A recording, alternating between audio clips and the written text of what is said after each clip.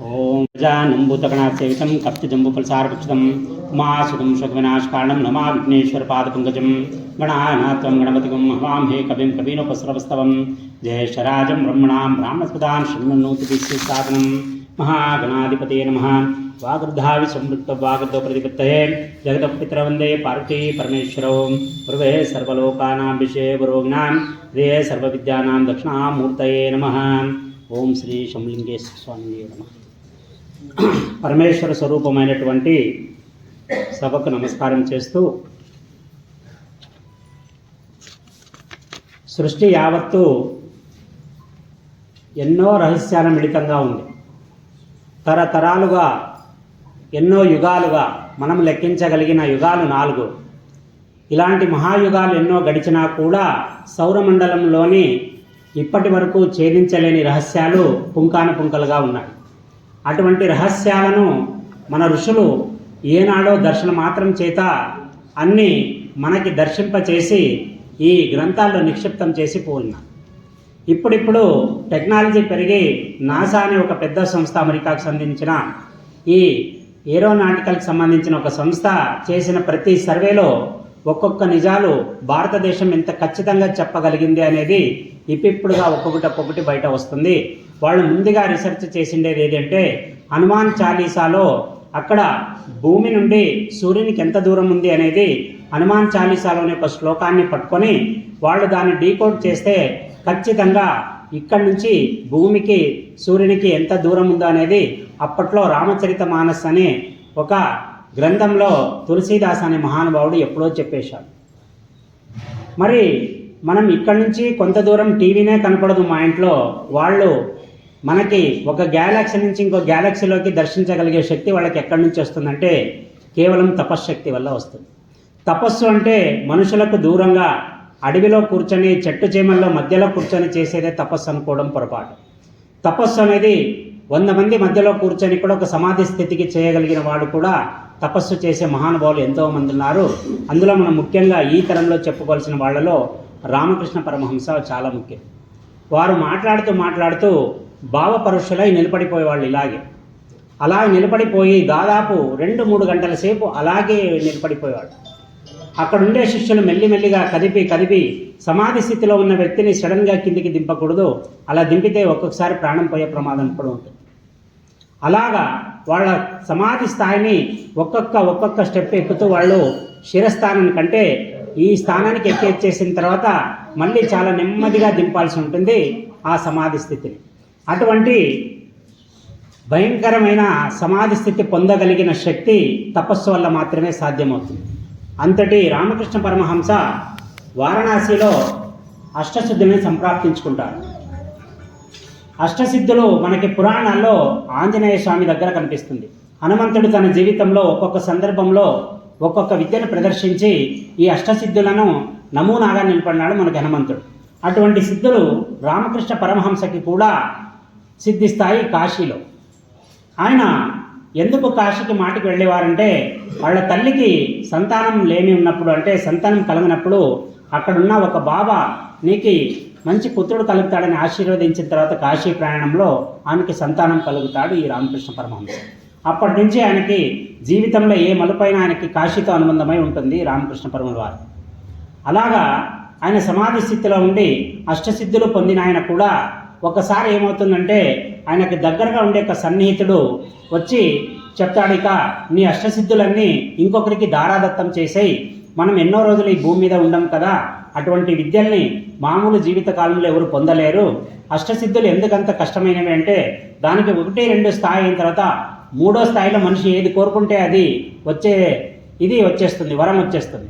అలా వచ్చినప్పుడు చాలామంది ముందు స్టెప్కు వెళ్లకుండా అక్కడే ఈ ప్రాపంచిక విషయాల్లోనే ఇరుక్కొని 100 మంది ఆ సాధనలో ఉంటే కేవలం 2 మాత్రమే ముందుకు వెళ్తారు, 98 మంది పక్కకు వెళ్ళిపోతారు.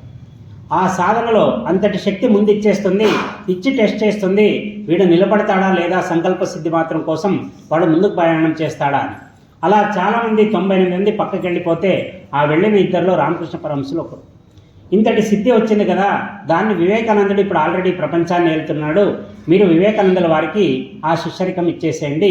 అప్పటికి దారాదత్తం చేసేయాలంటే దార అంటే జలం అని అర్థం. ఏదైతే మన చేతి మీద నుంచి నీటి దారని ఇంకొకరి చేతికిడిస్తే వాళ్ళు ఒడిసి ఎవరు పట్టుకుంటారో ఈ విద్యలన్నీ ఆయనకి సంప్రాప్తించేవి. దాన్ని తీసుకుని వాళ్ళు తాగేసేవాళ్ళు. అప్పుడు విద్య అనేది అంత ఈజీగా ట్రాన్స్ఫర్ అయ్యేది. ఈ టెక్నాలజీ ఇంకా ఇప్పుడు ఆడియో రికార్డర్లు అవన్నీ ఉన్నాయి, అప్పుడు ఏం లేదు. మొత్తం మనస్సుతో నడిచేది. మనస్సుతో అనుకొని నా ఈ విద్యని సకల విద్యని ఈయనకి దారదత్తం చేస్తున్నానని భగవంతుడిని కోరి ఆయన తన చేతిని అలా పెట్టి ఆ నిండు చెంబు నీళ్లలో అట్లా వదిలేస్తే ఆయన తీసుకొని తాగేసినాడంటే ఈయన వేదం అంటే వేదంతో సమానమైనవి కానీ వేదాలు కానీ ఇంకా దానికి రాసిన పరిభాషల్లో ఏది ఉన్నా ఆ విద్య అంతా ఆయనకి సంప్రాప్తించేది.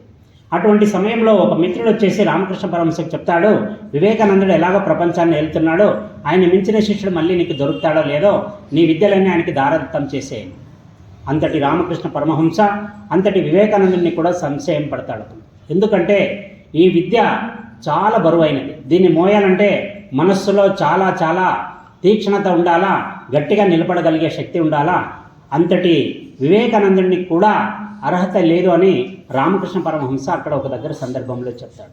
ఆ అబ్బాయి బాగా చేసుకుంటూ పోతున్నాడు, ఏదో ధర్మ ప్రచారం జరుగుతుంది, ఈరోజు నేను దీన్ని ఇచ్చేసినాను అనుకోండి, ఆయన మనసు వికలమై ఏదో పక్కకి వెళ్ళిపోతే ఈ ప్రపంచానికి ధర్మ ప్రచారం చేసే ఒక ప్రధాన శిష్యుడిని నేనుగా కోల్పోయినట్లుంటుందని చెప్పేసి ఆ అష్టసిద్ధులు ఏదైతే ఉందో దాన్ని వివేకానందుడికి కూడా ఇవ్వకుండా వెళ్ళిపోతాను. తపస్సు శక్తి ఎంత తీక్షణంగా ఉంటుందని చెప్పడానికి నేను ఈ ఉదాహరణ తీసుకుంటున్నాను. ఇది అందరూ వెళ్ళగలిగే దూరం కాదు, అందరూ చేరుకునే స్థాయి కాదు.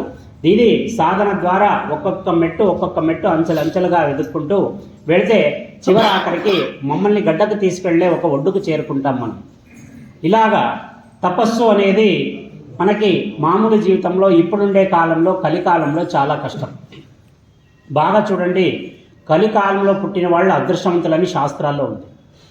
మనం చూస్తే చుట్టూ అన్యాయాలు చూస్తున్నాం. మళ్ళీ ఏ లెక్కన వీళ్ళు కలియుగంలో పుట్టిన వాళ్ళు పుణ్యాత్ములు అని చెప్తున్నారు. సత్యకాలంలో మొత్తం దేవతలు ఉన్నారు, త్రేతాయుగంలో రాముడు ఉన్నాడు, ద్వాపరయుగంలో కృష్ణుడు ఉన్నాడు. వీళ్ళంతా వాళ్ళ యుగాల్ని వాళ్ళు సంరక్షించుకుంటూ వచ్చారు. మళ్ళీ కలియుగంలో మనకెవరున్నారు? మళ్ళీ ఈ కలియుగాన్నే అన్నిటికంటే ఉచ్చిష్టమైన యుగంగా, దేవతారాధనకు ఇది చాలా ఉచ్చిష్టమైన యుగంగా ఎందుకు పేర్కొనబడింది అంటే, నీవు మామూలుగా సత్యయుగంలో కానీ త్రేతాయుగంలో కానీ ద్వాపరయుగంలో కానీ కొన్ని వందల సంవత్సరాలు చేసే తపస్సు కలియుగంలో కేవలం 1 సంవత్సరం చేస్తే వస్తుంది. ఎందుకంటే వాళ్ళకు తెలుసు ముందు కాలం అంతా హైబ్రిడ్ కాలం, మనిషిని చెడగొట్టి ఎన్నో అంశాలు వీళ్ళలోకి వచ్చేస్తాయి. వీటిని వాళ్ళు దాటుకుంటూ వచ్చి 1 సంవత్సరం చేసినాడంటే వాడు మనకంటే 1000 ఏళ్ళ తపస్సు చేసినతో సమానం అని చెప్పేసి కలియుగంలో ఆ టైం స్పాన్ని చాలా తగ్గించేసినారు. ఈ టైంలో ఈ కలియుగంలో మనకు వచ్చిన ఈ చిన్నపాటి అవకాశాన్ని కనుక మనం సద్వినియోగపరచగలుచుకుంటే మనకి చాలా విషయాల్లో దాని లాభాలు పొందుతాం. అందుకే వీలైనంత ఎక్కువ సార్లు, అది మామూలు సమయంలో కుదరదు కాబట్టి దీక్షా సమయంలో వీలైనంత ఎక్కువసేపు ధ్యానంలోనూ లేదా ఏదో ఒక మెడిటేషన్లోనో లేదా శివనామ స్మరణలోనో లేదా శివాష్టాక్షర శతనామావళి చెప్పడంలో గాను ఏదో ఒక రకంగా దేవుని దగ్గర ఉండేలాగా బిజీగా ఉండేలాగా చూసుకోవాలి. ఎందుకంటే ఇటువంటి అవకాశం అన్ని జీవులకు లేదు. 84 లక్షల యోనుల నుండి 84 లక్షల జీవరాశులు పుడుతున్నా కూడా వేటికి లేనిది మనకు మాత్రమే ఉండేది ఒక్క మోక్షం మానవుడికే ఇచ్చేసాం. ప్రాణులు మోక్షం పొందిన సందర్భాలు పురాణాల్లో అతి కొద్దిగా. మనకి దగ్గరలో చూసుకుంటే కాళహస్తీశ్వరంలో ఒక ఏనుగు, ఒక సాలెపురుగు, ఇలాగా ఒక సర్పం, ఈ 3 మోక్షం పొందినట్టు మనకి పురాణ కథలు చెప్తున్నాయి. అలాగా వాటికి జ్ఞానం సంప్రాప్తించి దేవుడి వద్దకు వెళ్ళి తపస్సును ఆచరించి మోక్షాన్ని పొందిన సందర్భాలు ఈ జంతువులకి కానీ జీవాలకు కానీ బహు తక్కువ. మనమే ఏదైనా సాధన చేస్తే మానవుడై చేయాలా? అన్ని 84 లక్షల జన్మల్ని దాటి అతి ఉత్కృష్టమైన మానవ జన్మకి చేరుకోవాలంటే ఎన్నో తపస్సులు చేసింటే తప్ప, నువ్వు క్రితం జన్మలో ఎన్నో పుణ్యాలు చేసుకుంటే తప్ప ఈ జన్మలో నీకు ఈ జన్మ ప్రాప్తించలేదు. మరి ఇటువంటి ఉన్నతమైన మానవ జన్మని పొంది ఎంతమంది కరెక్ట్గా మానవుల్లాగా ఉన్నాం? నేను ఇంతకుముందే ఒక ఉదాహరణ చెప్పాను. ఒక ముసలి నీళ్లు తాగడానికి వచ్చిన ఒక జింకని పట్టుకొని ఆ పంటి ఘాటుతో దానికి అర్థమైపోతుంది ఆ పడిన జింక నిండు గర్భంతో ఉందని. ఆ గర్భంతో ఉండే జింకని ఆ ముసలి కూడా పట్టు విడిచేసి లోపలికి వెళ్ళిపోతుంది. అప్పటికి ఆ ముసలి తిని 6 రోజులు అవుతుంది.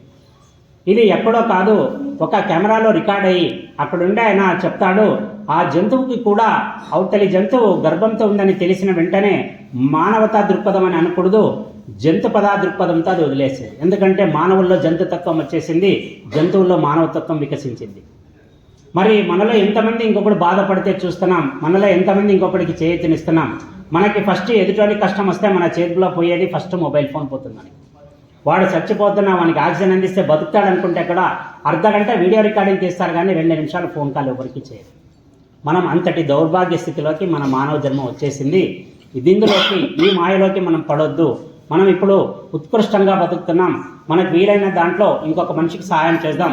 ఒక మంత్రాన్ని తక్కువ చెప్పండి, ఒక మనిషికి సహాయం చేయండి, అది నిన్ను మోక్షం వైపుకు నడుస్తుంది. మంత్రం నేర్చిన వాడే మోక్షాన్ని పొందాలంటే కేవలం బ్రాహ్మణులు తప్ప ఇంకెవరూ చేసేవాళ్ళు కాదు. బాగా చూడండి, అన్ని దేవాలయాల్లోనూ అర్చకులు ఉంటారు. మోక్షానికి చాలామంది ఎలిజిబిలిటీ ఉంటారు, మోక్షానికి చాలా దూరంగా ఉండేది అర్చకులే. నేను దీని గురించి కూడా చాలా ఆలోచన చేస్తుంటాను నేను. ఎందుకంటే మీరు కావాలంటే మనసు బాగా సంతోషంగా ఉన్నప్పుడు వచ్చి గుడిలో 15 నిమిషాలు మీరు చేసుకొని ధ్యానం చేసుకొని వెళ్ళిపోతారు. మాకు అలా ఉండదు. మాకు పొద్దున్న ఎవరు వచ్చినా రాకపోయినా మేము 4:30కు రావాలా, గుడెంతా కడుక్కోవాలా, దేవుళ్ళ విగ్రహాలంతా శుభ్రం చేయాలా, వాటికి విభూతి కుంకుమాదులు అంటించాలా, తర్వాత పువ్వులు ఎక్కియాలా. మాకి ఒక పనిలాగా అయిపోతుంది, ఒక తంతులాగా అయిపోతుంది. మీలాగా ప్రశాంతంగా వచ్చి 2 పువ్వులు పెట్టి ధ్యానంగా ఒక అర్ధగంట కూర్చొని దేవుణ్ణి చూసుకుంటూ ఉండే భాగ్యం మాకుండదు. మాకు అందుకే మీరంతా మోక్షానికి చాలా దగ్గరలో ఉన్నారు, మేము మోక్షానికి చాలా దూరంగా ఉన్నాం. నాదే కాదు, నాలాగా అర్చకత్వం చేసే ప్రతి పూజారిది ఇదే పరిస్థితి ఉంటుంది.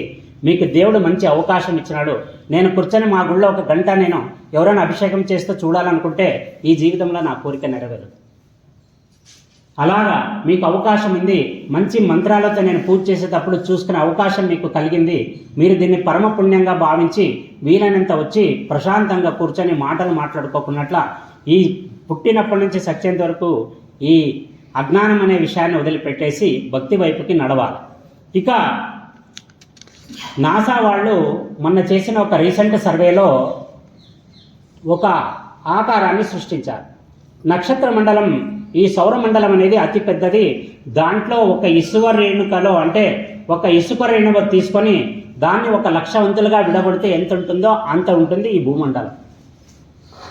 ఇంతటి చిన్న భూమండలం ఒక ఇసుక రేణువులో ఉండేది. అలాంటి ఒక సౌర విశ్వం, చాలా పెద్దదైనటువంటి విశ్వానికి ఒక ఆకారాన్ని ఇచ్చినారు నాసా వాళ్ళు. చాలామందికి ఎందుకు లింగాకారం గుండ్రంగా ఉంది అనేది చాలా ఎన్నోసార్లు అది చెప్పలేనటువంటి ఒక ప్రశ్నగా మిగిలిపోతుంది. ఇన్ని ఆకారాలు ఉన్నప్పుడు చదరంగా పైన చేసేస్తే లింగం మీద ఏదైనా పెడితే నిలబడుతుంది, పూజ చేస్తే పూలు నిలబడతాయి, ఏది చేసినా అలంకారం నిలబడుతుంది. ఇవేవి నిలబడుకున్నట్ల సంక్లిష్టంగా గుండ్రంగా ఎందుకు మార్చినారు అంటే నాసా వాళ్ళు చేసిన సర్వేలో మన యావత్తు సృష్టికి గీసిన ఒక ఊహా చిత్రానికి అది ఖచ్చితంగా ఒక లింగాకారంలో వచ్చింది. అంటే యావత్తు సృష్టిని నీవు లింగంలో చూడాలి. వాళ్ళు పెట్టిన దానికి పరమార్థం ఏమంటే యావత్తు సౌరాన్ని, యావత్తు విశ్వాన్ని నువ్వు ఈ లింగంలో చూడగలగాల. అప్పుడే నీకు దానికి సంబంధించిన ప్రతిఫలం నీకు దక్కుతుంది అని చెప్పడానికి అప్పుడు వాళ్ళు లింగాకారాన్ని పెట్టినారు. లింగాకారంలో ఉండే ముఖ్యమైన అంశం ఏమంటే నీవు ఏది పెట్టినా అది ఎక్కువగా పెట్టుకోదు, అది వదులుకుంటూ వచ్చేస్తుంది. లింగాకారం అంటే జత చేయడం కాదు, లింగాకారం అంటే వదిలేసుకోవడం. నేను ప్రతి సంవత్సరం చెప్తా ఈ మాట. ఎందుకంటే లింగతత్వమే వదులుకోవడం. అహం వదులుకో, ఇంకా డబ్బు అవసరమైతే వదులుకో, ప్రశాంతతని తీసుకో. ఇలాగా నీ మనశ్శాంతి కోసం, నీ దైవభక్తి కోసం నీవు ప్రశాంతంగా ఉండు, నలుగురిని ప్రశాంతంగా ఉండడానికి ఏవే వదులుకోవాలో అన్నీ వదిలేసుకో. వదులుకోవడమే లింగతత్వం. ఇక్కడ సంపాదించేది ఏముండదు లింగంలో, అన్నీ కోల్పోవడమే. అన్నీ కోల్పోతే ఏదైతే మిగులుతుందో అదే మనశ్శాంతి. మనం ఏదైతే పొందాలని తాపత్రయంలో ఉన్నామో అదే మీకు నిద్రకి దూరం చేస్తుంది, అదే మీ మనశ్శాంతికి దూరం చేస్తుంది. ఇది కావాలనేది వదిలేసేయండి. కర్మణ్యే వాదికారస్తే మాఫలేషు కదాచన అని గీతలో గీతాచార్యుడు ఎందుకు చెప్పాడంటే, ఒరే మానవా, నువ్వు మూఢుడుగా ఉన్నావు. భజగోవిందం మూఢమతిలో ఆదిశంకరాచార్యులు వారు చెప్పేది ఇదే మాట. నువ్వు అజ్ఞానంలో బతుకుతున్నావురా, నీకు ఒకటి అర్థం కావడం లేదు. నువ్వు ఎన్ని ఆపసోపాలు పడినా కూడా నీకు దక్కేదే దక్కుతుంది, నీకు దక్కనిది ఏనాటికి దక్కదు. ఎందుకంటే ఇది పూర్వజన్మల లెక్కాచారం మీద వచ్చిండే లెక్క. ఇది నీకు అర్థం కాదు. అలా అర్థం కావాలంటే నీవు త్రికాలవేత్త అయి ఉండాలా. నీవు గతాన్ని, ఈ ఏదైతే భవిష్యత్తుని చూడగలిగే శక్తి ఉంటే నీకు తెలుస్తుంది. అది మనకు శక్తి లేదు. అందుకే మనకి కేవలం కర్మ మాత్రం చేత మనం బయటపడతాం. నీ కర్మని ఖచ్చితంగా చేయి, అది దానికి సంబంధించిన ప్రతిఫలం నీకు కావలసిన సమయంలో నిన్ను ఖచ్చితంగా ఆదుకుంటుంది అని గీతాచార్యుడు చెప్తాడు. ఇది భగవద్గీతలో ఉండే 700 శ్లోకాల్లో పరమార్థిక శ్లోకమైనటువంటి ఈ శ్లోకమే మొత్తం భగవద్గీత సారాన్నంతా చాటుతుంది.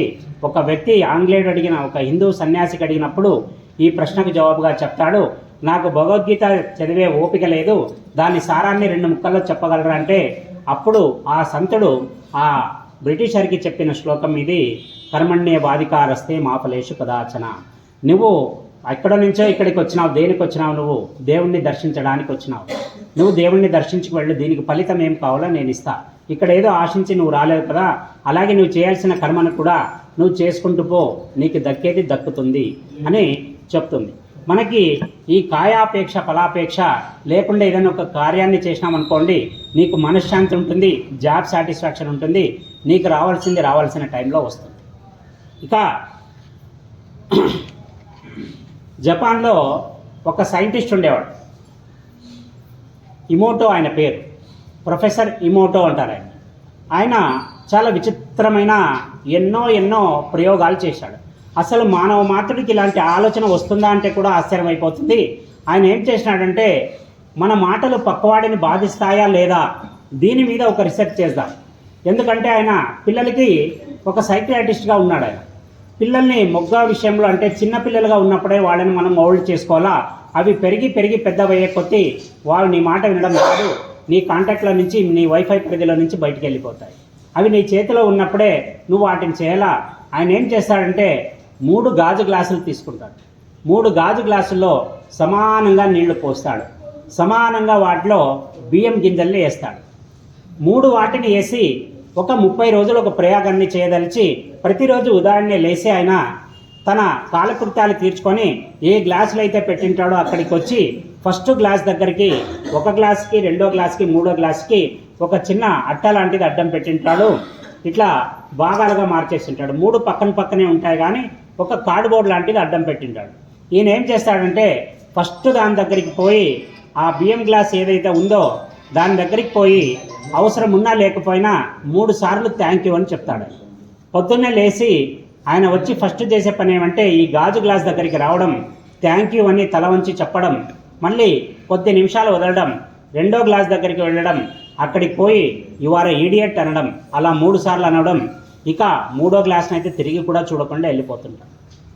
ఇలాగ ఆయన 30 రోజులు చేస్తే 31వ రోజు వచ్చిన ఫలితాలు చాలా విచిత్రంగా వచ్చాయి. ఏదైతే మొదటి గ్లాస్ దగ్గరైనా 30 రోజులు థ్యాంక్ యూ అని చెప్తున్నాడో ఆ గ్లాసులో మంచి సుగంధమైన పరిమళం, ఇక ఒడ్లు కాయడానికి ఏదైతే ఉంటుందో అది అటువంటి సువాసన ఆ గ్లాసులో నుంచి రావడం మొదలుపెట్టింది. దాన్ని ఇంగ్లీష్లో ఫర్మెంటేషన్ అంటారు. దాన్ని అంటే బాగా పక్వత పొందింది. అది 2వ గ్లాస్ దగ్గరికి చూస్తే అందులో ఉండే బియ్యం మొత్తం నల్లగా మారిపోయినాయి. ఇక 3వ గ్లాస్ దగ్గరికి పోయి చూస్తే అదంతా కుళ్ళిపోయి అంత ఇదైపోయింది అనమాట, ఒక నాచిలాగా ఫామ్ అయిపోయింది. ఒక జీవం లేని బియ్యం గింజకే ఒక మాట మీద అంతటి పట్టింపు ఉంటే జీవం ఉండే మనిషికి మాట మీద ఎంత పట్టింపు ఉంటుంది. నీ మాట ఇంకొకరిని బాధిస్తుంది అన్నప్పుడు నీ మాటల్ని నువ్వు తగ్గించుకోవాలా, నీ యొక్క సంస్కారాన్ని నువ్వు అప్పుడే చూపించుకోవాలా. అది చెప్పడానికి ఈ మహానుభావుడు ఒక ప్రయోగం చేసి ఎదుటి మాటలు, అందుకే జపాన్లో చూడండి ప్రతి చిన్న విషయానికి వాళ్ళు వంగి థ్యాంక్ యూ చెప్పడం వాళ్ళకి అలవాటు. జపానీయులకి నువ్వు బొజ్జ వచ్చిండేది చాలా తక్కువ మందికి చూస్తాం. ఎందుకంటే వాళ్ళు ఒక రోజుకి దాదాపు 100 నుంచి 200 సార్లు వంగి థ్యాంక్ యూ చెప్తానే ఉంటారు. వాళ్ళు కడుపు వచ్చే సాధ్యమే లేదు. మనవి కుండలు ఉన్నట్లు ఉంటాయి మనకి చూస్తే. మనకి దీక్షలు అయితే ఎన్ని కుండలో ఇంకా మనకి. ఇక ఒక జీవి మనకి సండే అయితే అందరికీ గుర్తొచ్చేదేమి, అప్పుడే మాకు సండే అంటేనే ఎంత కళ వస్తుంది ముఖానికి. సండే అంటే మామూలు టైంలో మామూలుగా ఉండదు, ఇంకా అది ఒక మాస్ సినిమా అన్నంత ఇది ఉంటుంది. ఏమి సండేలో ఏమంటే సండే నుంచి మమ్మల్ని దూరం చేసింది ఎవరు? ఈ సండేలో మనం ఖచ్చితంగా చేసే పనులు ఏమంటే చాలా మటుకు మాంసాహారంలో అయితే గ్యారంటీగా మాంసాహారం ప్లాన్ చేస్తారు సండే. ఎందుకంటే ఆ రోజు ఇంట్లో ఉంటాము అనే ఒక కారణం. పిల్లలందరూ ఇంట్లో ఉంటారు, ఆ రోజు చేయాలి. ఇక మన మద్యపాన ప్రియులకి చెప్పే అవసరమే లేదు, వాళ్ళు కాస్తుంటారు ఒక వారం అంతా సండే కోసం. అలాగా వాళ్ళిద్దరూ ఆ కాంబినేషన్లో చాలా ఎంజాయ్ చేస్తారు. మళ్ళీ ఈ సండే అనే దరిద్రాన్ని మనకి అంటించింది ఎవరప్ప అనే పూర్వపు కథలోకి పోతే, ఒక బ్రిటిష్ అధికారి ఏం చేస్తాడంటే, ఈ ఇండియాలో ఆయన పర్యటనకు వచ్చినప్పుడు ఇక్కడ ఒక భిక్షగాడు కనపడ్డు, ఒక అనారోగ్యపరుడు కనపడ్డు. ఆయనకు ఆశ్చర్యం అయిపోతుంది, అసలు వీళ్ళ దగ్గర ఏం అల్లడటువంటి ఆరోగ్య సూత్రం ఉంది అని చెప్పేసి ఆయన భారతదేశాన్ని 4 భాగాలుగా చేసుకొని 4 దిక్కుల 4 వ్యక్తుల్ని పంపించి దాదాపుగా 3 సంవత్సరాలు రీసెర్చ్ చేస్తాడు. ఈ 3 సంవత్సరాల రీసెర్చ్లో ఆయనకు తేలింది ఏమంటే, వాళ్ళు విశేషంగా పని చేస్తూనే ఉంటారు. మీకు తెలుసో లేదో, చిన్నగా ఉన్నప్పుడు ఆదివారం హాలిడే అనే మాటే లేదు. అంటే నా చిన్నప్పుడు కాదు, మా నాయన వాళ్ళ చిన్నప్పుడు కంటిన్యూ ఒక వీక్ డేస్ వర్కింగ్ డేస్ ఉన్నట్లే వాళ్ళకి. ఏమంటే ఆదివారం రోజు ఒక సగం రోజు వచ్చి సగం రోజు నుంచి వెళ్ళిపోయేవాళ్ళు. వాళ్ళకి హాలిడే అనే మాట తెలీదు. అప్పుడు ఈ బ్రిటిష్ వాడు ఏం చేశాడంటే, వీళ్ళకి ఏదో ఒకటి అలవాటు చేయాలా, వీళ్ళు సండే రోజు యాక్టివ్గా ఎవడైతే పని చేస్తాడో ఆ సూర్యుడి యొక్క ప్రభావం 100కి 100% మనిషి మీద ఉంటుంది. ఇన్ని 7 వారాలు ఉన్నప్పుడు మనం ఒక్కొక్క వారానికి ఒక్కొక్క గ్రహం పేరు ఎందుకు పెట్టామనేది ఎప్పుడైనా ఆలోచన చేస్తే మనకి దీనికి ఆన్సర్ దొరుకుతుంది. ఫస్ట్ పాయింట్ మనము ఆదివారం అంటాం, లేదా సంస్కృతంలో భానువాసరే అంటారు. భా అనే ధాతువు సంస్కృతంలో ఎప్పుడు వాడతారంటే, ఏదైతే నిన్ను అజ్ఞానం నుంచి జ్ఞానం వైపుకు నడిపిస్తుందో అటువంటి వెలుతురిని మనం భా అక్షరంతో కొలుస్తాం. భాస్కరుడు, బాణుడు, అలాగా ఈ భా ధాతువుతో ఉండొచ్చు వల్ల భానువాసరని ఆదివారంగా మనం మార్చుకున్నాం. ఎందుకంటే ఆదిత్యుడి వారం కాబట్టి ఆ రోజు ఆయన ప్రభావం మనిషి మీద ఖచ్చితంగా ఉంటుంది. మంగళవారం రోజు గోళ్ళు తీయకూడదు, కటింగ్ చేయకూడదు అని ఎందుకు చెప్తారు చాలామందికి తెలియదు. ఇదే బార్బర్ షాప్ వాళ్ళు మంగళవారం మధ్యాహ్నం నుంచి క్లోజ్ చేసిస్తారు. ఎందుకు చేస్తారంటే, మంగళవారం రోజు భూగ్రహానికి మంగళగ్రహం చాలా దగ్గరికే వస్తుంది. ఆ టైంలో క్షవరం చేసేటప్పుడు ఎక్కడైనా కత్తిఘాటు పడినా, లేదా గోరు తీసేటప్పుడు ఎక్కడైనా చీలిపోయి రక్తం స్రావం అయితే అది అంత త్వరగా ఆగదు. ఆ రోజు కుజుడి ప్రభావం మనిషి మీద ఉండడం వల్ల ధారాపాతంగా రక్తం బయటకు వచ్చేస్తుంది. అందుకే ఆ రోజు క్షవరం చేయడం మంచిది కాదు అని శాస్త్రంలో చెప్పినారు. ఆచారానికి సైన్స్కి మన వాళ్ళు కరెక్ట్ సమర్థంగా తీసుకొని చేసిండేవే కానీ ఇప్పుడు సైన్స్ కాలం వచ్చిన తర్వాత నుంచి ఇప్పుడు పిల్లలు పెరిగే కొద్దీ ఏమ్మా మంగళవారం చేసుకోకూడదంటావు, మంగళవారానికి గడ్డానికి ఏం సంబంధం? ప్రతిదానికి ఒక లాజిక్ ఉంది, వెతుక్కునే ఓపిక మనకు కావాలి. మంగళవారం రోజు చేయకూడదంటారు. మామూలుగా ఒక మనిషి క్షవరం చేయాల్సిన రోజులు 2 శాస్త్రంలో ఉంది. 1 సోమవారం చేయాలా, 2 శుక్రవారం చేయాలా. అది కూడా సాయంత్రం దీపం వెలిగించడానికి ముందే చేయాలి. ఇది పద్ధతి. మహా అయితే ఇక విపత్కర పరిస్థితుల్లో ఒక సోమవారం ఇక్కడ ఉంటుంది, ఒక శుక్రవారం ఆ పక్క ఉంటుంది కాబట్టి మధ్యలో ఒక బుధవారం మధ్యమంగా ఉంటుంది కాబట్టి ఆ బుధవారం కూడా చేసుకోవచ్చు. ఒకళ్ళు ఈ రెండిట్లో కుదరలేదు అంటే అంతకు మించి మనోళ్ళు పుంకాలుగా పోయి ఆదివారం రోజే మంగళ షాప్ దగ్గర కూర్చోండి. మంగళవారం అంటే ఆదివారం రోజు చేయకూడని పనుల్లో చాలా ముఖ్యమైన పని కత్తిరించడం, 2వది తలకి నూనె పెట్టడం, 3వది భార్యతో పడుకోవడం. ఈ 3 ఆదివారం రోజు అస్సలు చేయకూడదు, శాస్త్రం ఒప్పుకోదు. ఎందుకంటే ఆ రోజు సూర్యుడి శక్తి నిన్ను ఒక వారమంతా నడిపించే శక్తిని నీకు ఇచ్చేటప్పుడు నువ్వు ఏ రకంగానూ నిర్వీర్యుడు కాకూడదని చెప్పేసి శాస్త్రం చాలా ఖచ్చితంగా పెట్టింది. అందుకే తలకి నూనె అంటించుకోకూడదు, నువ్వు మనకి ఈ భార్యతో ఉంటే సంసారం చేయకోకూడదు, మనం ఇలాగా జుట్టు కత్తిరించుకోకూడదు. ఆ రోజు మనిషి మీద పూర్తిగా శక్తి ఉంటుంది కాబట్టి మన అంగంలోని అంటే మన దేహంలోని ఏ భాగం కూడా మన నుంచి వేరు కాకూడదు అని చెప్పేసి శాస్త్రం చెప్తుంది. ఈ ఆదివారం మాయలో నుండి మన వాళ్ళు ఒక్కసారిగా వదులుకోవడం అంటే కష్టం కాబట్టి కొద్దిగా అయినా ఆదివారాలు తగ్గిస్తూ ఆదివారాల్లో ఉండే ప్రాముఖ్యతను మీరు నమ్ముతారో నమ్మరో, 1 వారం రోజుల్లో మీరు పూజలు చేస్తే చాలా త్వరగా దేవుళ్ళనే చేరుకునేది ఏ వారం తెలుసా? 1 ఆదివారం. నువ్వు సోమవారం, శివుడు వారం, మంగళవారం, ఈ వారం, బుధవారం, ఆ వారం, ఎన్ని వారాలు ఉన్నా కూడా ఈ ఆదివారానికి సమానమైన వారం శాస్త్రాల్లో ఎక్కడా లేదు. ఈ ఆదివారానికి అంతటి శక్తి ఉంది.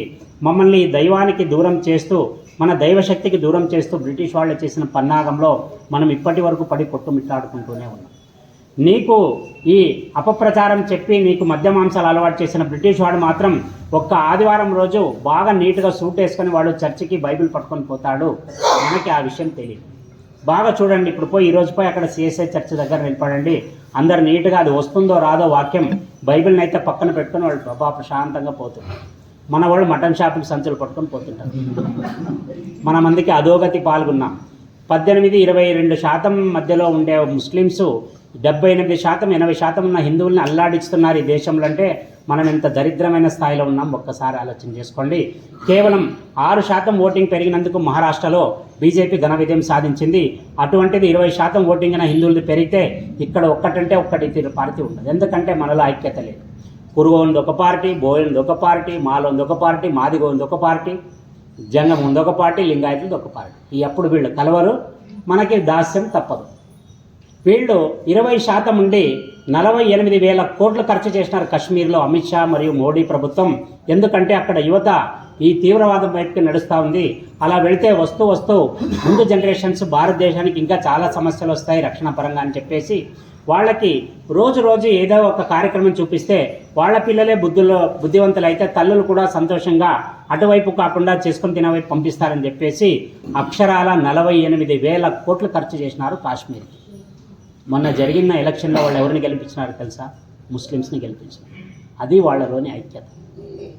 నీవు ఏమైనా తీసుకుంటారు, కానీ వాళ్ళు ఓటు వేయాలనుకునేది వాళ్ళ ధర్మానికి ఇస్తారు, వాళ్ళ మతానికే. మళ్ళీ మనలో ఎందుకంటే ఒక చిన్న ఉదాహరణ చెప్తాను.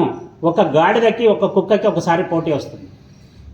రోజు నువ్వు నేను కలుస్తున్నాం కదా, కుక్క అంటుంది నేను వేదంగా పరిగెడతాను అంటుంది. గాడిద మామూలుగానే కుక్కకు పోలిస్తే చాలా ప్రశాంతంగా ఉంటుంది. అబ్జర్వ్ చేయండి. అది పక్కనోడు చచ్చిపోయినా అది ఊరికే ప్రశాంతంగా నములుకుంటూ ఉంటుంది. ఒక రకంగా ఇప్పుడు మనం కలియుగంలో బతకాలంటే గాడిదలాగానే ఉండాలి. అన్నిటినీ నెత్తిలోకి వేసుకుంటే జల్దీ చచ్చిపోతాం. గాడిదలాగా ఉంటే ప్రశాంతంగా ఉంటాం మనం. అలాగ అది నములుకుంటున్నప్పుడు కుక్క వచ్చి రెచ్చగొడుతుంది. నువ్వు నాకంటే పెద్ద జంతువు కదా, నీకు పెద్ద కాళ్ళు ఉన్నాయి కదా, నువ్వు గుర్రంలా పరిగెత్తుతావు కదా, నీకు నాకు పోటీ పెడదాము, నువ్వు నేను ఒక జంక్షన్ పెడదాం. ఆ జంక్షన్కి ఎవరు చేరుకుంటాడో వాడు ఈ రోజు నుంచి మా ఇద్దరిలో రాజు ఉన్నట్ల. నేను చెప్పేది నువ్వు నాలా, నువ్వు గెలిస్తే నువ్వు చెప్పేది నేను వింటాను. గాడిద నమ్ములుతూ పైనుంచి కిందకి చూస్తుంది. సరేలే అంటుంది కుక్క, నేను ఇప్పటికీ 2 రేసులు గెలిచినాను అంటుంది. అది గాడిద మళ్ళీ పైనుంచి కిందకి చూస్తుంది. సరేలే నాయన, బెట్టింగ్ నువ్వే కాస్తున్నావు, నువ్వే డిసైడ్ చేస్తున్నావు, ఏం పోటీ పడదాం, ఏమవుతుందో ఒకసారి తెలిసిపోతుంది కదా. సరే పోటీ స్టార్ట్ అయిపోతుంది. ఇక్కడి నుంచి గాడిద మన బైపాస్ వరకు పెట్టుకుంటున్నాను. అన్ని కటింగ్లు కొట్టుకొని లాస్ట్కి పోయి అక్కడ పోయి ఎవడు జెండా ఎగరేస్తాడో అది విన్ అయినట్లు. గాడిద కుక్క ఒక్కసారి రేస్ స్టార్ట్ చేస్తాయి. పరిగెత్తుకుంటూ పోతుంది. కుక్క చాలా వేగంగా పరిగెత్తుకుంటుంది. గాడిద ప్రశాంతంగా తన స్థాయికి తాను తగ్గట్టు పరిగెత్తుతుంది. ఆఖరికి పోయి గమ్యస్థానాన్ని గాడిద చేరుతుంది, కుక్క చేరదు. అక్కడ చప్పట్లు కొట్టాలని నిలబడిన కుక్కలన్నీ ఎదురు చూస్తుంటే ఏమిది మా కుక్క, మా ఏరియా కుక్క ఇంకా రాలేదని. గాడిద వచ్చేస్తుంది. దానికి కిరీటం పెట్టి దానికి పట్టాభిషేకం చేస్తారు. ఈ ఏరియాకి నువ్వే దాదా ఉన్నట్లా. తర్వాత కుక్క వస్తుంది. చాలా గాయాల పాలే వస్తుంది. ఏమి ఎడని యాక్సిడెంట్, లారీగిరి గుద్దిందా దీనికి అని చెప్పేసి చూసి దాన్ని పిలుచుకొని వచ్చి పక్కన అంతా మన వాళ్ళు ఉంటారు కదా నాయకుల కింద వాళ్ళు అట్లా తీసుకొని వచ్చి ఏమైంది గురు, ఏమైంది, ఏమి ఇంత ఈ గాడిద వాళ్ళు ఏమైనా అటాక్ చేసినారా నీ మీద చెప్పు, అంతా చూస్తాం, తాట తీస్తాం. గాడిద పక్క చూసుకుంటూ నిలబడి ఉంటుంది దాని అవతారాన్ని. ఆ కుక్క మూలుకుంటూ చెప్తుంది, దీనమ్మ ఫస్ట్ క్రాస్ దాడితే కష్టపడి 2వ క్రాసు కరెక్ట్ మన పరశురాముల దర్గా కాడ ఒక 50 కుక్కలు వేసుకుని. మన జాతి తెలుసు కదా, కుక్కల జాతి.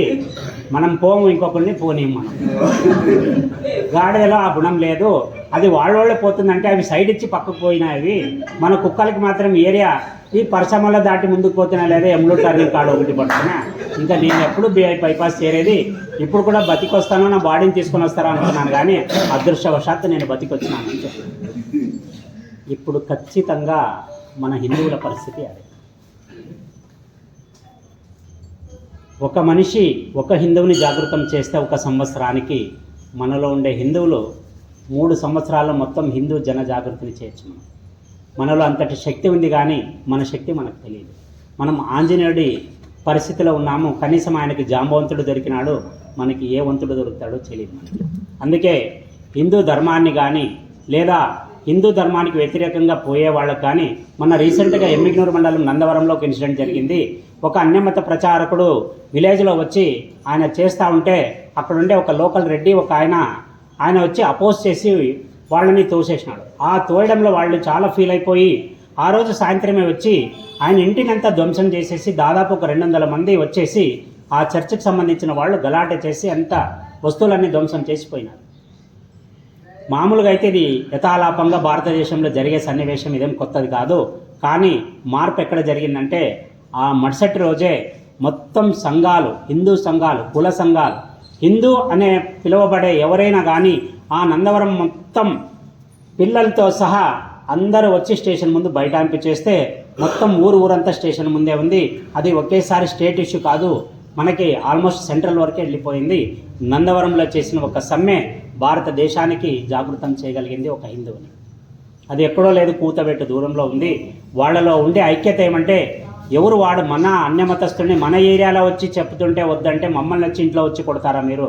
మీకు ఎన్ని దమ్ములు ఇప్పుడు చర్చ తీయాలా? అక్కడి నుంచి ఎక్కడెక్కడ జనావాసాల్లో దగ్గరున్నాయో పర్మిషన్ లేని చర్చలన్నీ తీపిమని ఇప్పుడు వాళ్ళు డిమాండ్ పెట్టుకున్నారు. పోరాటం అనేది చేస్తూ వస్తుంది కానీ ఇంట్లో కాళ్ళు చాపుకొని కూర్చుంటే ఏదీ రాదు.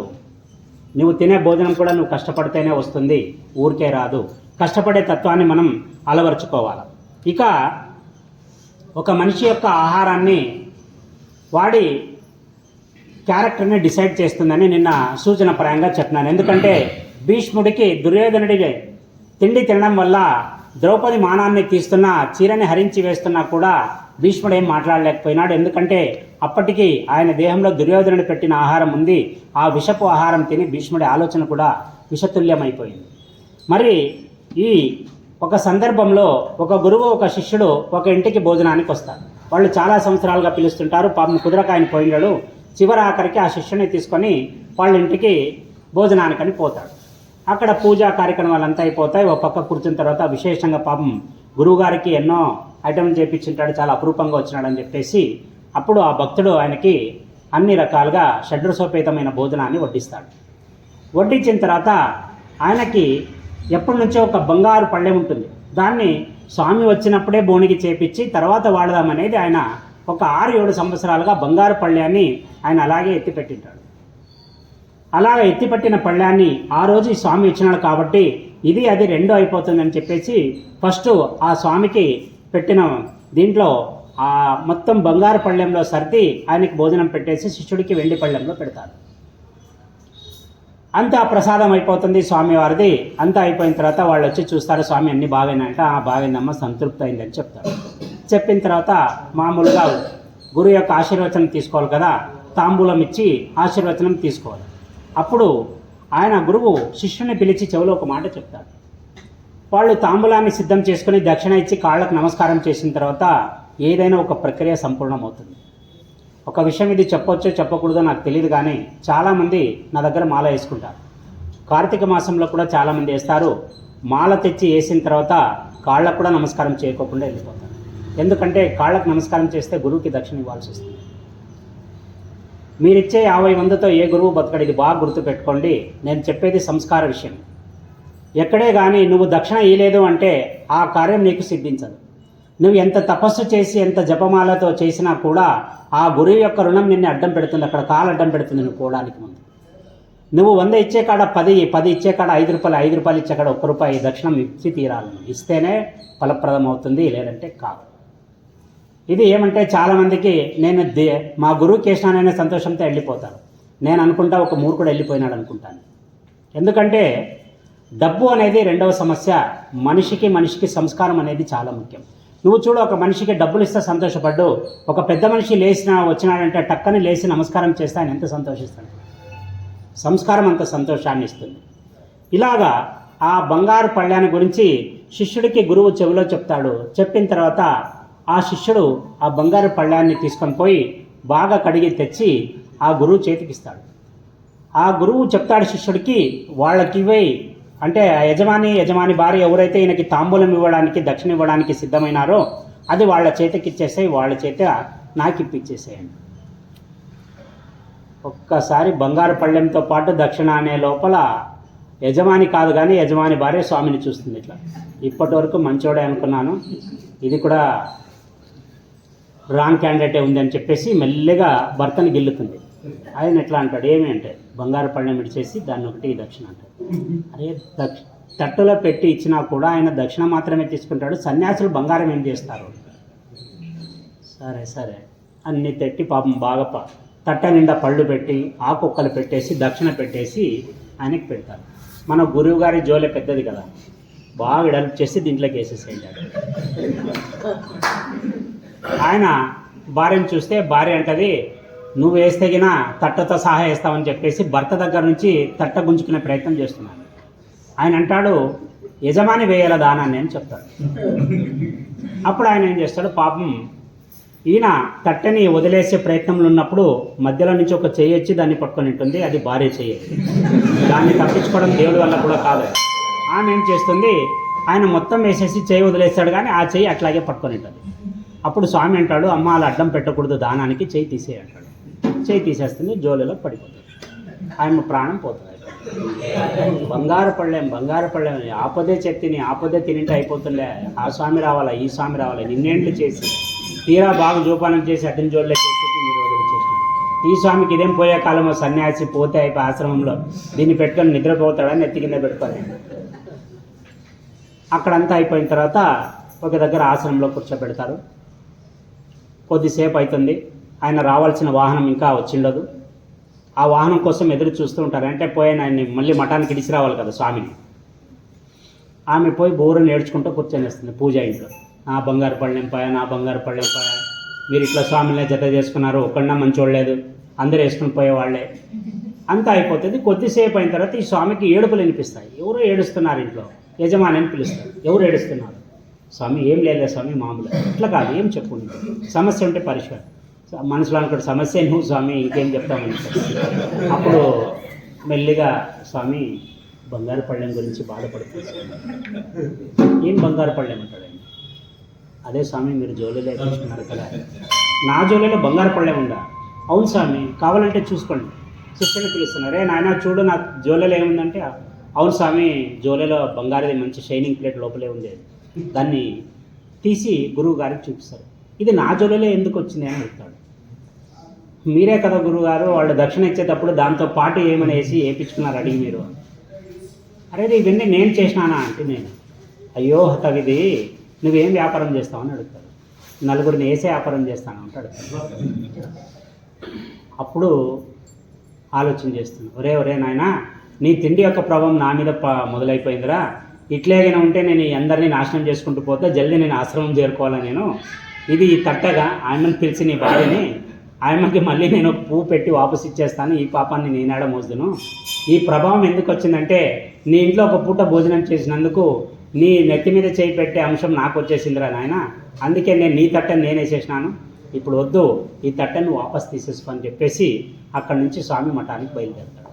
ఈ కథ చెప్పే నీతి ఏమంటే, నువ్వు ఎటువంటి ఆహారాన్ని స్వీకరిస్తావో అదే నీ జీవన విధానాన్ని శాసిస్తుంది. నువ్వు సాత్వికమైన ఆహారం తీసుకుంటే సాత్వికంగా ఉంటావు. నీవు క్రూరమైన వామాచార పద్ధతిలో ఉండే ఈ క్రూరత్వానికి సంబంధించిన ఆహారం, మాంసాహారం తింటే నువ్వు తామో గుణాలకి లోబడి నీ నియంత్రణలో నీకు లోపించి నువ్వు ఎప్పుడేం చేస్తావో నీకే తెలియకుండా ఒక పశు ప్రవృత్తి నీలో వస్తుంది. కాబట్టి మనం తినే తిండి కూడా చాలా జాగ్రత్తగా ఉండాలి. ఇక టైం ఎంతైంది?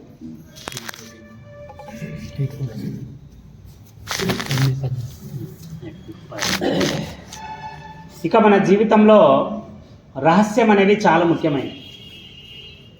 మనం బాగా చూడండి, జీవితంలో ఏది ఎప్పుడు చెప్పాలో అప్పుడే చెప్పాలా, ఏది చెప్పకూడదు అది చెప్పకూడదు.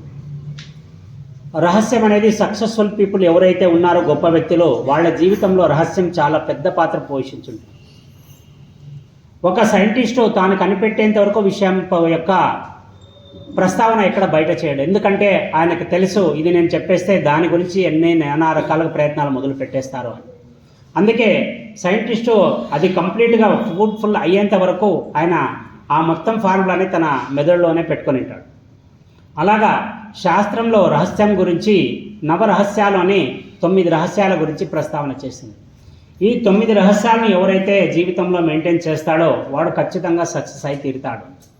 మరి ఈ 9 రహస్యాలు ఏవి అంటే, బాగా చూడండి, పాత్రలు ఎవరైనా ముసలోళ్ళు ఆకొక్క నములుకుంటా కూర్చున్నప్పుడు పోయి బాగా గట్టి ఉంది ముసలి ఇంకా బాగా నములుతుంది ఆకొక్క అనుకొని పక్కన కూర్చొని వయసు అడుగుదాన్ని.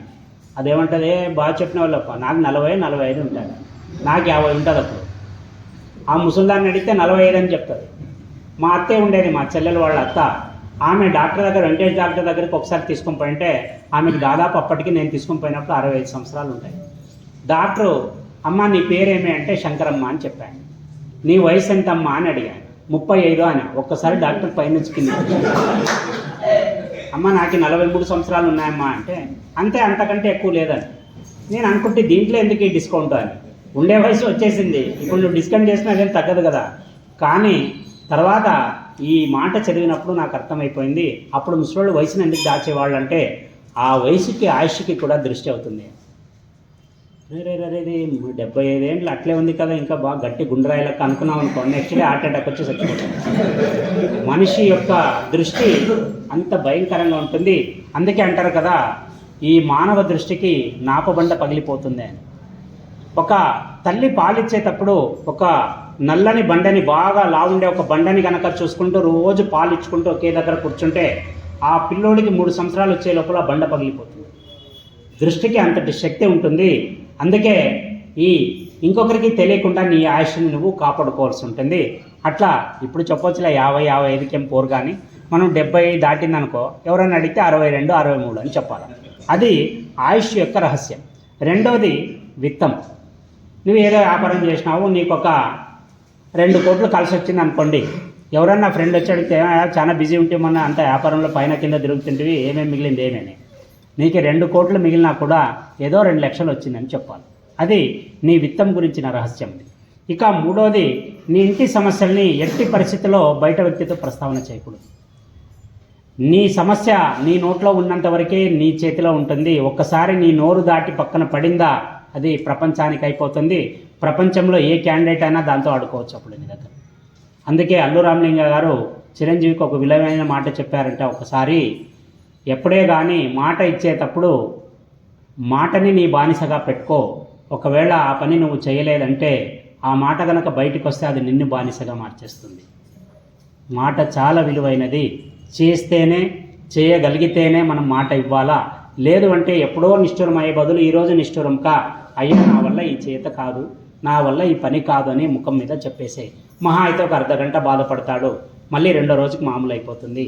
ఒక మనిషికి నువ్వు 3 సంవత్సరాలు వెయిట్ చేయించి నాకు కాదు అన్నావనుకో, అప్పుడు వాడి సమస్యలు వాడుకుంటాయి. అందుకే ఇలాగా ఇంటి గుట్టు విషయంలో కూడా ఇంకొకరితో నువ్వు ప్రస్తావన చేయకూడదు. ఇక ఒక మంత్రం ఉంటుంది, బాగా చూడండి. మాకు అయ్యాచార యోగం అని చేపిస్తారు మనకి. స్వామి పొద్దు మంచి కక్ష కట్టినాడు, చూస్తే భార్య ఉండాలి, అందుకే సలహా ఇస్తాను. ఈ మంత్రం అనేది ఏదైతే ఉందో,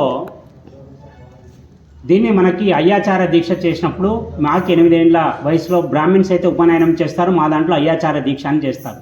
దీక్షకి మంత్రాన్ని గురువు ద్వారా చెప్పించి మాకి ఒక 11 ఇండ్లు ఇస్తారు. పోయి భవతీ భిక్షాందేహి అని ఒక జోలెలో తెచ్చి ఆ భిక్షాదాన్యాన్ని గురువుకి ఇచ్చి అందులో కొద్దిగా మనం తీసుకొని ఇంటికి ఆ దక్షిణంతా గురువు గారికి ఇచ్చేసి రావాలి. ఇది ప్రక్రియ.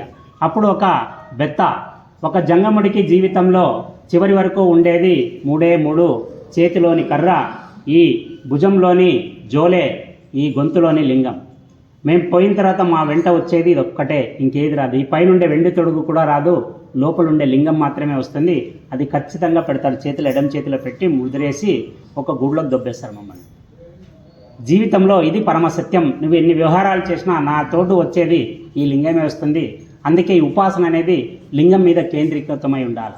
చివరి వరకు నీతో ఎవరు వస్తారో వాళ్ళ దగ్గరే నీవు నీ గోడు చెప్పుకోవాలా, అందరితో చెప్పిన అవసరం లేదు. ఇంటి గుట్టుని బయట వదులుకోవద్దు. మంత్రదీక్ష ఇచ్చేటప్పుడు మాకు గురువులు ఏం చేస్తారంటే, దగ్గరికి తీసుకొని ఇట్లా వేసేస్తారు వాళ్ళు. ఇప్పుడు ఇది ఒక వ్యక్తి అనుకుంటే ఇలా వేసేసి లోపల చెప్తారు మంత్రాన్ని. ఎందుకంటే ఆ మంత్రం పక్కడు వినకూడదు. అది మంత్రం చిన్నదైనా పెద్దదైనా రహస్యంగా ఉంటేనే దాని ప్రభావం పనిచేస్తుంది. ఆ మంత్రం కనుక బయటకు వచ్చేసిందనుకో, ఆ మంత్రం యొక్క ప్రభావం కోల్పోతుంది.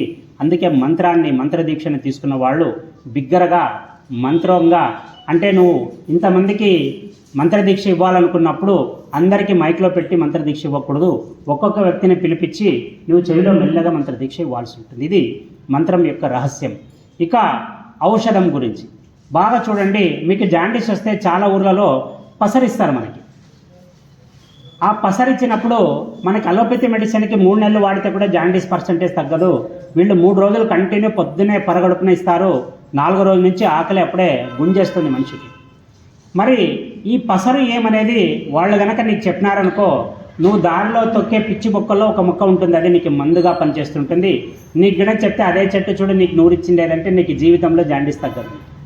అందుకే ఈ ఔషధం గురించి ఏదైతే మొక్క ఉంటుందో దాని గురించి కూడా ఎప్పుడు చెప్పకూడదు. అప్పుడు అంటుండ్రి తేలు కొరికినప్పుడు ఏదో ఒక మందుని, ఈ వర్షానికి పడే నీళ్ళు ఏదైతే ఉంటాయో అవి తేలు కుట్టినప్పుడు చాలా పనిచేస్తాయి. దాన్ని అందుకే ఒక గిన్నెలో తీసిపెట్టి పట్టుకుంటుండ్రి. అప్పుడు పాత ఇళ్ళు కాబట్టి దూలాల్లో నుంచి దాంట్లో నుంచి ఎక్కువ వచ్చేవి. అలా కొరికినప్పుడు దానికి ఒక రాయిని గీచి, ఒక నల్ల రాయి వచ్చి దాన్ని గీకి దాన్ని పెట్టేసి ఆ నీళ్ళని వేసేసేవాడు. ఎప్పుడైతే వర్షం నీళ్లు పడుతుందో అది దివ్యౌషధంగా పనిచేస్తుంది, విషయాన్ని గుంజి పారేస్తుంది. నువ్వు కన్నా వేసేటప్పుడు ఈ వర్షపు నీళ్ళు అన్నావు అనుకో, ఇవేం పని చేస్తుంది అనుకుంటే అయిపోయింది, మందు పనిచేయదు. అందుకే ఔషధం గురించి కూడా మనం ఎవరికి చెప్పకూడదు. ఇక భార్యతో కలయిక గురించి, నీ సంసారంలో నీ సంహారానికి సంబంధించిన ఏ అంశాన్ని కూడా ఇంకొకరితో ప్రస్తావన చేయకూడదు. నీకు ఏదైనా సమస్య ఉందంటే ఒక వైద్యుడితో తప్ప ఇంకొక వ్యక్తితో ఎప్పుడు దాని గురించి నువ్వు మాట్లాడకూడదు. ఇక నువ్వు చేసిన దానం కానీ, నువ్వు పోయిన మోసం కానీ, నువ్వు బాగా చూడండి, ఇది చాలా ముఖ్యమైన అంశం. మమ్మల్ని ఎవడో ఒకడు నమ్మింటాము, వేసేస్తాడు, అది నీకి వానికి తెలుసు. నువ్వేం చేస్తావు, బాధ తట్టుకోలేక ఎప్పుడో ఒకసారి శనివారం రాత్రి పోయినప్పుడు ఇంకొకరితో చెప్పేస్తావు. ఎందుకంటే అప్పుడు డబల్ ఉంటాడు కదా మనిషి, ఏం చెప్తాడో తెలియదు. అప్పుడు వాడు చూడరా ఇంత నమ్ముకొని తిని వాడు నన్ను వేసి ఇడిచా అని పక్కన కూడా అదే కాస్తుంటాడు, వీడు ఎప్పుడు దొరుకుతాడా, వీడు ఏడ దొరుకుతాడా అని. ఇప్పుడు పోగొట్టుకునింది ఒకటే, వేసిండేది ఒకటే, కానీ వీడి నోటికి పడిపోయింది కదా, వాడు అదే పనిగా అందరికి చెప్తాడు. వాడు రూపాయి పెడుతుంది లేదప్ప వాడిని బాగా వేసేచ్చాడు, 5 లక్షలు వేసేవాడిని, వాడు వేసేవాడికే ఇచ్చేది వాడు. ఇక్కడ ఏమైపోయింది, నువ్వు మోసపోయినావు ఫస్ట్ పాయింట్, రెండోవానికి బాధ చెప్పుకున్నావు రెండో పాయింట్, మళ్ళీ ఇప్పుడు వాడు మొత్తం ప్రపంచాన్ని అంతా నీకు ఎదురు చేసినాడు, ఇది మూడో పాయింట్. అందుకే మోసపోయినప్పుడు కూడా నీలోనే నువ్వు పెట్టుకో, దాన్ని పాఠంగా మలుచుకో, ఇంకొకసారి ఆ మోసపోకుండా చూసుకో. ఇది ఒకటి. జరిగిన అవమానాన్ని కూడా మనం ఇంకొకరితో ప్రస్తావించకూడదు. ఇప్పుడు నేను ఎక్కడో పోయినాను, ఇక్కడ నేను గురుస్వామి, ఇంకొక దగ్గరికి పోతే నేను ఎవరో తెలియదు, ఎవరో పట్టుకొని దొబ్బినారనుకో, ఇట్లా అక్కడికి నేను వచ్చి కనుక ఏదో నాకు బాగా అనుకూలమైన శిష్యులతో చూడప్ప ఇట్లా పోయింటానని దొబ్బేసిరంటే బాగా ఆవేశపడి మన తాయినట్లు అడిగితే ఎవడు స్వామి నిన్ను దొబ్బిండేది, పొలంపై ఎవడు ఆ విషయాల మాటలన్నా దొబ్బిండేది పో అన్నప్పుడు వద్దు. అవమానం జరిగిందా వదిలేసి, వానికి తెలియదు నువ్వెవరనేది, ఫలానా వ్యక్తి అని తెలిస్తే వాడు ఆ పని చేయడు, జరిగిపోయింది వదిలేసి, దాన్ని తెచ్చి మళ్ళీ ఇంకొకసారి ఇష్యూ చేయకూడదు. ఇలాగా మనం ఈ 9 అంశాల్లోనూ మనం జాగ్రత్తలు పాటించాలా, మన రహస్యాల్ని గోప్యంగా ఉంచాలా, తద్వారా మనకి చాలా లాభాలు జరుగుతాయి. ఇక చివరాఖరిగా ఒక అంశాన్ని చెప్పి ముగిద్దాం, సమయం అవుతుంది. మనకి శాస్త్రంలో తలనీలాలు ఇచ్చే ఆచారం ముందు నుంచి ఉంది. ఇది ఎక్కువగా ప్రభావం అయిండేది, ఎక్కువ ప్రభావితం మనకి ఎక్కువగా కనిపించేది ఒక తిరుపతి మహాస్థానంలో. ఎందుకంటే తిరుపతికి పోయి తలనీలాలు ఇయ్యలేని వాళ్ళు చాలా తక్కువ మంది ఉంటారు. ఈ తలనీలాలు ఎందుకు ఇస్తారు అనే దానికి ఒక శాస్త్రీయ కారణం ఉంది. మనం శాస్త్రీయత అనేది గ్రంథంలో ఉంటుంది, వేదాల్లో ఉంటుంది. శాస్త్రీయత లేని గ్రంథంలోని మాట ఒక్కటి కూడా వేదాల్లో లేదు.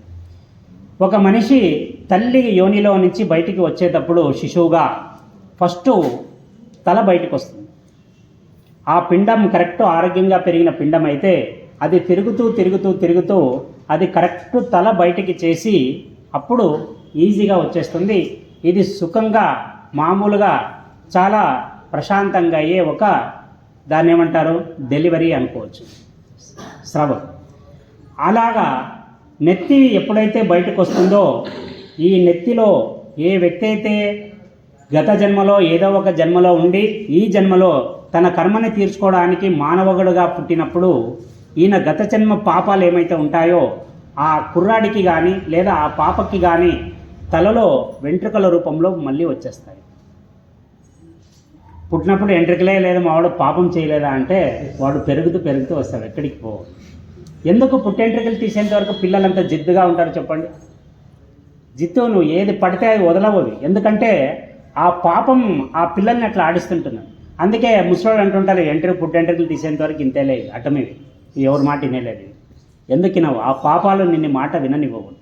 అంటే ఈ ఎప్పుడైతే యోనిలో నుంచి బిడ్డ బయటకు వచ్చినప్పుడు ఫస్ట్ ఈ తల చూస్తుంది, ఈ తలలోనే ఆ పాపాలు గత జన్మ పాపాలన్నీ ఆ తల గుండా వస్తాయి. అందుకే 1 సంవత్సరంలో కానీ 3 సంవత్సరంలో కానీ వీలైనంత త్వరగా ఆ పిల్లోడికి ముండనం చేస్తారు దేవునికి. అలా ముండనం చేస్తే ఏమవుతుందంటే గత జన్మ పాపాల తాలూకు ప్రభావం ఆ బిడ్డ మీద ఉండేది తగ్గుతుంది. కొంచెం పిల్లోడు చిత్తవృత్తుడైపోయి అంటే ప్రశాంతంగా ఉండగలుగుతాడు. కాబట్టే అందుకే తల నీలాలు ఇచ్చే సంప్రదాయం పిల్లల్లో వచ్చింది. ఇక రెండోది, తల నీలాలు అనేది ప్రాణంతో సమానం. ఇది మహాభారతంలోని సైంధవుడిని చంపాల్సిన సందర్భం వచ్చినప్పుడు ఈ దుశ్శలకి భర్త అయిన సైంధవుడిని చంపడానికి పాండవులు ఆలోచన చేస్తారు. ఎందుకంటే అవునన్నా కాదన్నా దాయాదుడు మన చెల్లెలి యొక్క భర్తని చంపేసి ఆ పాపాన్ని మూట కట్టుకొని ఆమెకి జీవితాంతం వైద్యవ్యాన్ని ప్రార్థించేదానికంటే దానికి సమాంతరంగా ఉండే ఒక శిక్షను వానికి వేద్దాం, అది మరణంతో సమానంగా ఉండాలా, కానీ వాడిని జీవంతో విడిచిపెట్టాలన్నప్పుడు అప్పుడు ఒక సజెషన్ వస్తుంది. ఏమని, ఆ మనిషి యొక్క తలని కొరిగేసి వదిలేసేయండి, వాడు ప్రాణం పోయిన వాడితో సమానం అని చెప్పేసి ఆ సైంధవుడిని తలని అంతా గొరిగించి పాండవులు వదిలిపెట్టేస్తారు. ఎందుకంటే తల గొరవడం ప్రాణంతో సమానమని మహాభారతంలో ఈ ఇతిహాసం మనకు చెప్తుంది అని చెప్తూ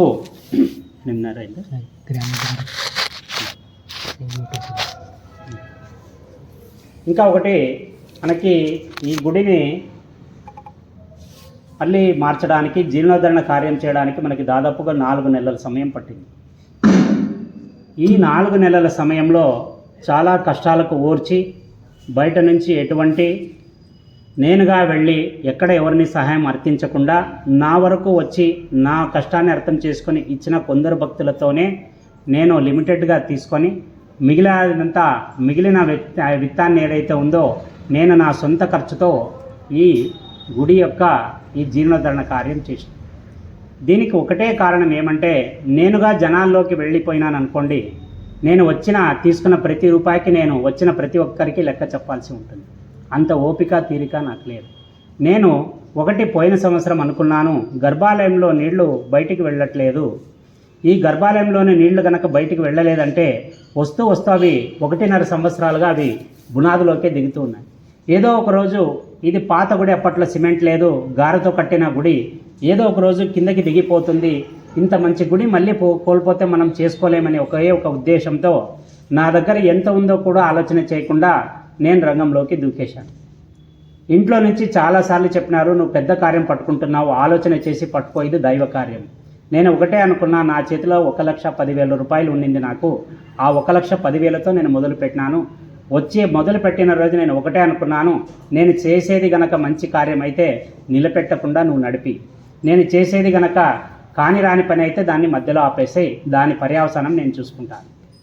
భగవంతుడి దయ వల్ల ఎన్నో కష్టాలు కోర్చి ఈ గుడిని మళ్ళీ ఒక నమూనాకి తెచ్చి, ఈ గుడికి ఎవరైనా పొద్దున పూట వస్తే కనీసం ఒక 15 నిమిషాలు ఈ మెడిటేషన్ చేసుకొని ప్రశాంతంగా వెళ్ళిపోవాలా, ఈ గుడికి వస్తే మనశ్శాంతి దొరుకుతుంది అని భక్తులకి ఒక భావన రావాలనే నేను ఇన్ని కష్టాలకు ఓర్చి ఈ గుడిని నేను నాకు వీలైనంత నాకుండే పరిమితమైన ఈ నిధులతో నేను ఈ గుడిని కార్యం చేసిన.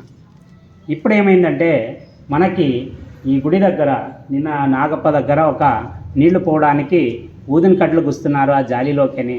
దాన్ని ఇంకొక ఆయన్ని గ్రానైట్ ఆయన్ని పిలిపించి, మన భక్తుల్లో ఒక ఆయన్ని దానికంతా చేపించి క్యాప్ లాగా చేపించి, గ్రానైట్నే క్యాప్ లాగా వేయించి 4 సైడ్లు నీళ్లు పోవడానికి చేపించిన. ఇక్కడ కొడితే టెంకాయలు ఎక్కడ దొరికితే అక్కడ కొడతారని నిన్న ఎన్ని టెంకాయలు ఉన్నా అంత పనిలో ఉన్నా కూడా నేను లోపలే కొట్టాను టెంకాయలన్నీ. ఒకే ఒక టెంకాయ తెచ్చి ఇక్కడ కొట్టినారు, మొత్తం పగిలిపోయింది. అది ఇది చేయడానికి ఎంత కష్టపడతామో మాకు తెలుసు. మీరు వచ్చినారు 41 రోజులు మీరు చేసుకున్న తర్వాత చాలామంది తిరిగి కూడా చూడరు. నేను 365 రోజులు ఈ గుడిని చూడాలా, ఇప్పటి నుంచి నేను మట్టిలో పోయేంత వరకు నేను ఈ గుడిని చూడాలి, ఇది నా బాధ్యత. మీరు వస్తారు, ఉంటారు, వెళ్ళిపోతారు బంధువుల్లాగా మీరు, కానీ నేను అలా బంధువులు కాదు, నేను ఇంటి కొడుకుని, నేను నాపై చాలా బాధ్యతలు ఉన్నాయి, చాలా కష్టపడి నేను ఈ పని చేసుకున్నాను. దయచేసి మీరుగా వచ్చి నాకు ఏది మీరు సాయం చేయక్కర్లేదు, కానీ ఉండేదాన్ని జాగ్రత్తగా ఉండేదానికి మీరు సహాయపడే అన్నటువంటి వాళ్ళు ఎవరైనా మీకు కనిపిస్తే చేతులెత్తి మొక్కి ఒక్కసారి చెప్పండి, స్వామి అలా చేయొద్దండి అని. ఎందుకంటే నేను అన్ని రకాలుగా అన్ని స్థలాల్లో అన్ని దగ్గర ఉండి నేను చూసే కాదు. నేను ఈ కార్యక్రమంలో నేను ఇక్కడ లోపల ఉన్నప్పుడు నిన్న అక్కడ కొట్టిపోయినా, రేపు ఇంకొక దగ్గర కొడతారు. వీలైనంత వరకు నేను బెటర్ చేస్తూనే పోతాను. ఇది వస్తుంది సమస్య అంటే దానికి ఇంకోటి ఏదో పిలిపించి పట్టుకొని చేస్తున్నా, దానికి కూడా మళ్ళీ ఇంకోటి, దానికి కూడా ఇంకోటి. అంటే నేను ఉండేది ఒక్కడే, నేను నాయన మెత్తగా అయిపోయినాడు, లోపల చూసినా బయట చూసినా నేను ఒక్కడే చూసుకోవాలా. నేను బయట నుంచి ఎవరిని యాక్సెప్ట్ చేయను, ఒకటి విఐపీలో నా గడపకి చాలా దూరంగా ఉంటాను. ఇది ఘంటాపదంగా సభాముఖంగా నేను చెప్తున్నా. నేను పెద్దోళ్ళతో ఏ రోజు పోను, నేను పెద్దోళ్ళ సాయంతో కూడా ఎవరికి పోను. నాకుండే ఒకే ఒక పెద్ద మనిషి శంభులింగేశ్వరుడు. ఆయన్ని దాటిన సమస్య లేదు. నన్ను అడుగుతారు, స్వామి నువ్వు అడిగితే రాత్రికి చేసేవాళ్ళు ఉన్నారు, నాకెవ్వరు వద్దు. నా తండ్రి నా దగ్గర నా దగ్గర లేదు అన్నప్పుడు కదా నన్ను పంపించేది, అప్పుడు చూద్దాం. ఇప్పుడుంది, చేస్తున్నాం. ఒక్కొక్క పని మొదలు పెడితే ఒక్కొక్కరుగా వచ్చినారు.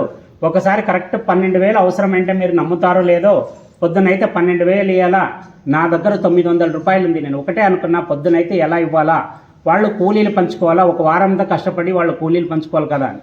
మీరు నమ్ముతారో లేదో, ఖచ్చితంగా 12,000 ఒక మనిషి తెచ్చిచ్చినాడు నాకు రాత్రి 10 గంటలకి. దేవుడు నడపాలనుకుంటే సాధ్యం కానిది ఏదీ లేదు. మనకు కావాల్సిందే విశ్వాసం మాత్రమే. ఈ గుడిని ఉద్ధరించకపోయినా పర్వాలేదు, గుడి వనరుల్ని చాలా జాగ్రత్తగా వాడండి. ఇది మీ ఇల్లుగా భావించండి, మీ ఇంటి టైల్స్గా భావించండి, మీ ఇంటి గ్రానైట్గా భావించండి. మన ఇంట్లో ఇట్లా పడితే భార్య గిరాటేసి గాల్లో పడుతుంది నాకు తెలుసు, ఎందుకంటే మా ఇంట్లో కూడా గ్రానైట్లు ఉన్నాయి, టైల్స్ ఉన్నాయి. అందుకే మనం గుడిని జాగ్రత్తగా కాపాడుకుందాం. ఇదే మన వారసత్వం. ముందు తరాలకు మనం ఏమన్నా ఇవ్వగలము అంటే ఈ గుడి గుండారాలే, ఇంకేం లేదు మన దగ్గర అని చెప్తూ ఈ బాధని భరించినందుకు మీకు ఒకసారి నమస్కారం చెప్తూ ఓం